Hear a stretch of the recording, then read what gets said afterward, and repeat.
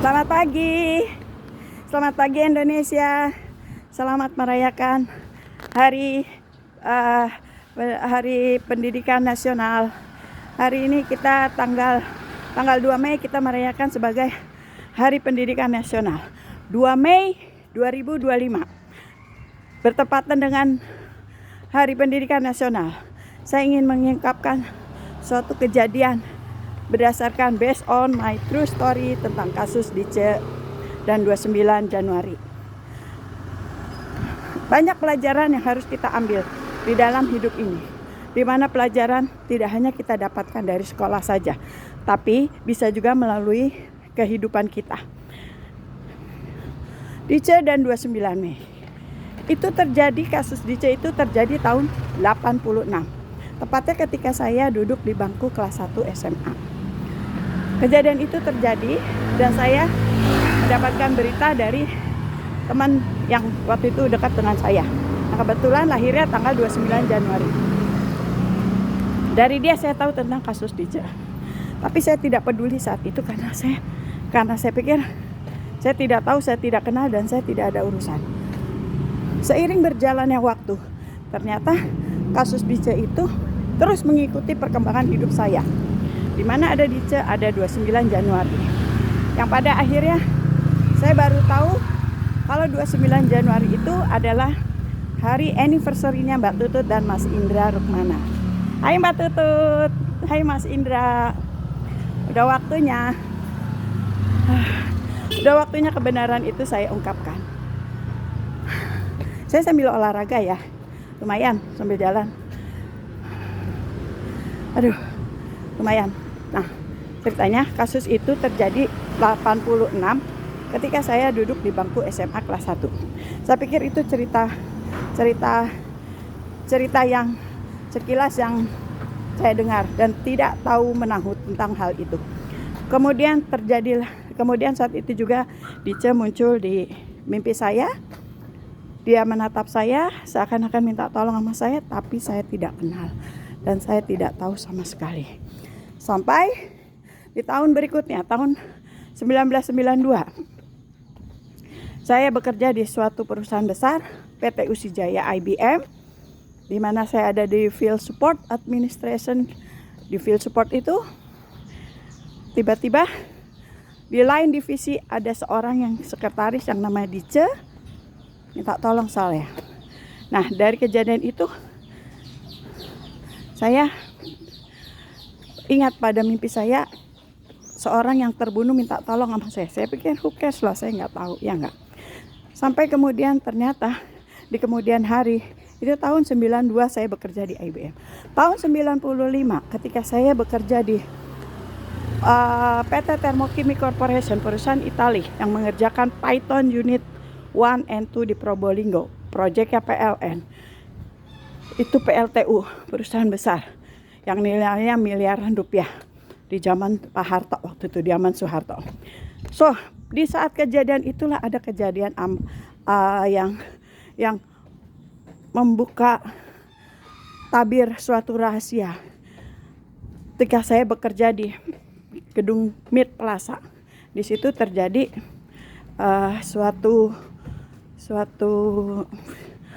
suatu petunjuk di mana ada Dice, Bice, Indra, 29 Januari. Seorang rekan bernama Bice mengenalkan saya pada laki-laki 29 Januari. Kemudian gak lama datang lagi laki-laki namanya Indra. Sehingga pada petunjuk itu maka terdapatlah petunjuk bahwa ya, Indra bunuh Dice.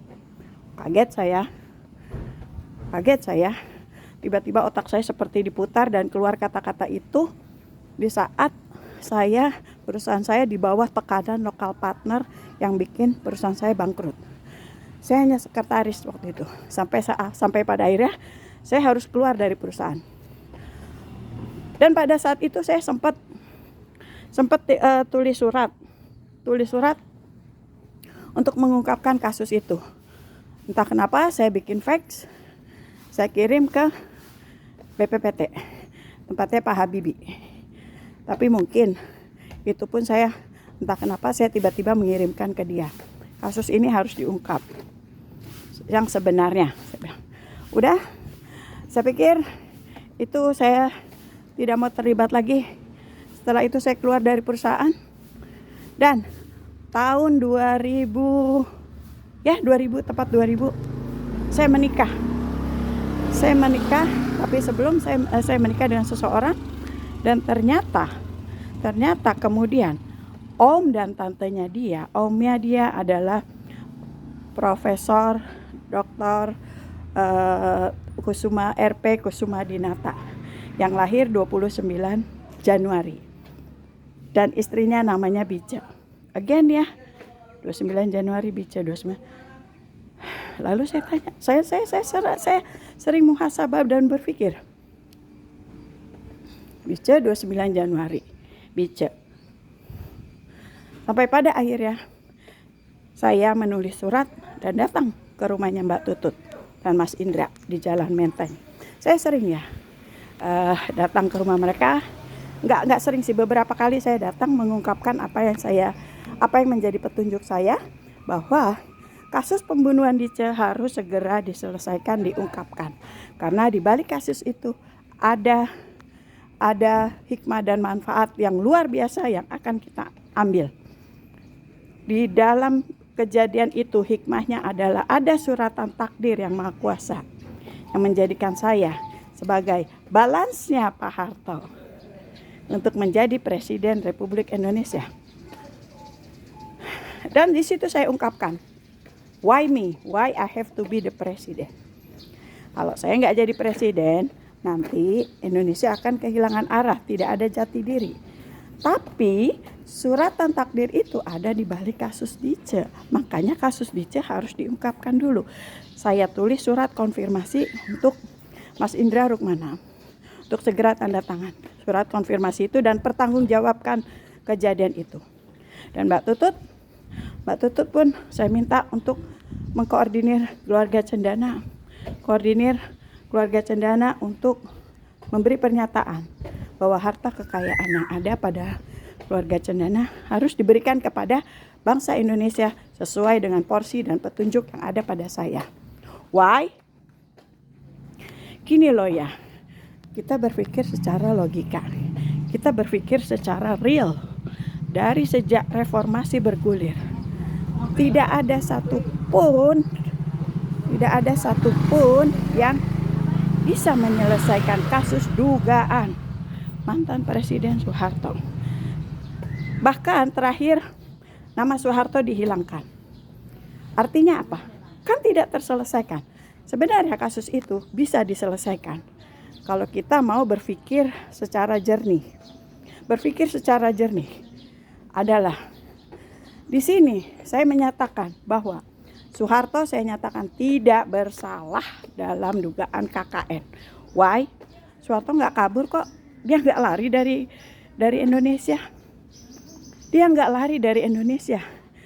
Dia pulang ke alam baka hanya dengan bawa kain kafan. Dia nggak bawa apa-apa. Dan dia bilang, buktikan kalau memang saya melakukan KKN. Jangankan harta, nyawa pun akan saya berikan. Itu gentleman-nya Pak Harto. Harusnya kita malu dong dengan pernyataannya. Tapi kan enggak.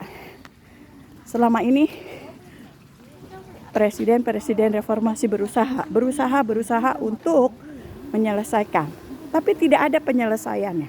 Bahkan terakhir kasus KKN mantan Presiden Soeharto yang menggugat anak-anak Pak Harto. Pemerintah di zaman Jokowi digugat oleh Bambang Tri dengan berapa triliun. Tapi setelah itu kasusnya hilang. Tidak terselesaikan. Dari sini saya ada kebenaran yang akan saya ungkapkan. Di mana kasus pembunuhan Dice yang dilakukan oleh Indra Rukmana, ada hikmah dan manfaat di balik itu semua. Kenapa kasus itu tidak terselesaikan? Kenapa kasus itu belum diungkapkan? Well, ternyata di balik kasus itu ada anugerah keadilan yang harus disampaikan kepada bangsa Indonesia. dan Indra Rukmana pegang kuncinya. Kuncinya adalah kesaktian Pancasila. Tidak ada kesaktian Pancasila tanpa ada dasar. Dasarnya kesaktian Pancasila adalah kemanusiaan yang adil dan beradab. Ada pada sila kedua. Sila kedua, kemanusiaan yang adil dan beradab. Tidak ada kasus Dice, maka tidak akan ada yang namanya keadilan, kemanusiaan yang adil dan beradab. Di mana kemanusiaan yang adil beradab itu adalah ketika G30S terjadi, yang menjadi korban adalah para jenderal, para TNI dan semuanya, hampir semuanya adalah laki-laki. Hanya ada satu perempuan kecil, Ade Irma, dan disitulah timbul, di mana kasus Dice itu timbul untuk menumbuhkan yang namanya keadilan, kemanusiaan yang adil dan beradab. Seorang wanita menjadi korban pengkhianatan. Saya sudah DM Mbak Tutut dan bilang sama Mbak Tutut bahwa seorang Indra Rukmana bukan kepala negara yang berkhianat, tapi pengkhianatannya akan menghentikan pengkhianatan kepala negara. Paham maksud saya? Indra Rukmana bukan pemimpin negara yang berkhianat, tapi pengkhianatannya, pertanggungjawaban atas pengkhianatannya akan membuka tabir dan menghentikan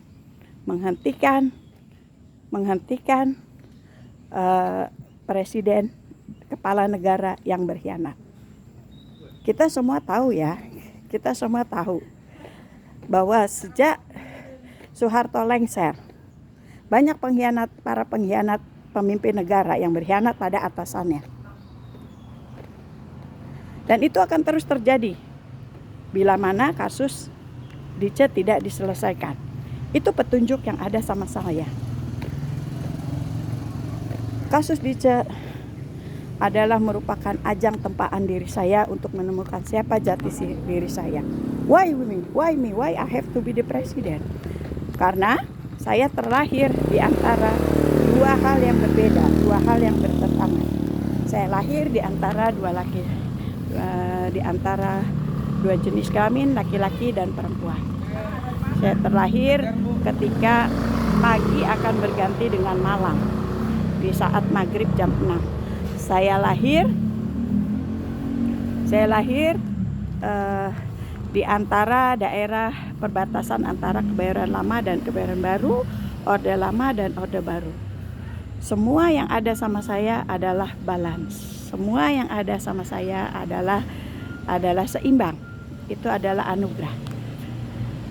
Di samping sebagai penemuan jati diri saya, di samping ada jati diri saya, ternyata saya banyak mendapatkan pembelajaran hidup yang saat ini pun saya masih belajar.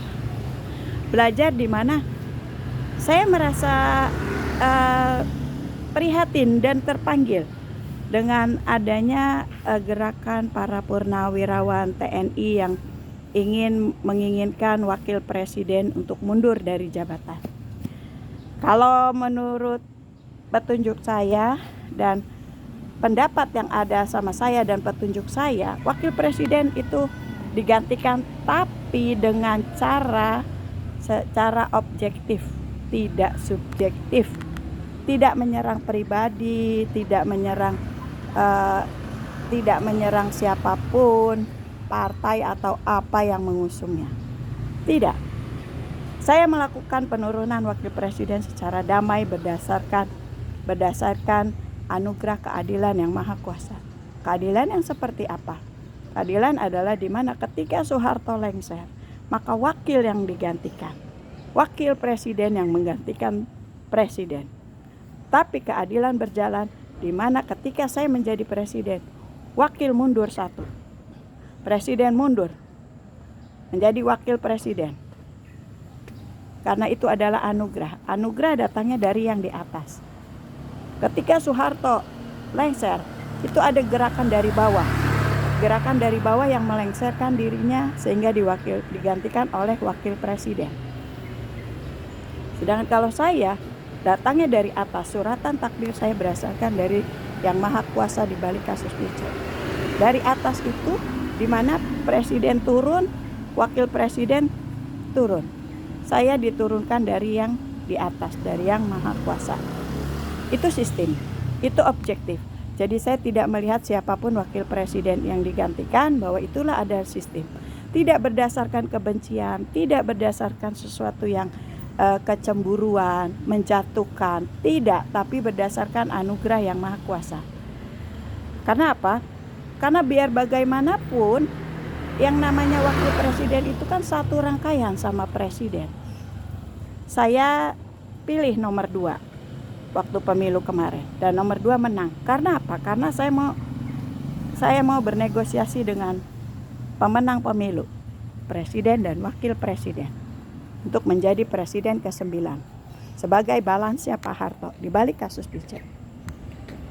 Sudah banyak surat, sudah banyak petunjuk yang saya berikan kepada Mbak Tutut dan Mas Indra, baik yang saya sampaikan secara langsung ke rumah beliau di daerah Menteng maupun melalui DM saya ke Mbak Tutut.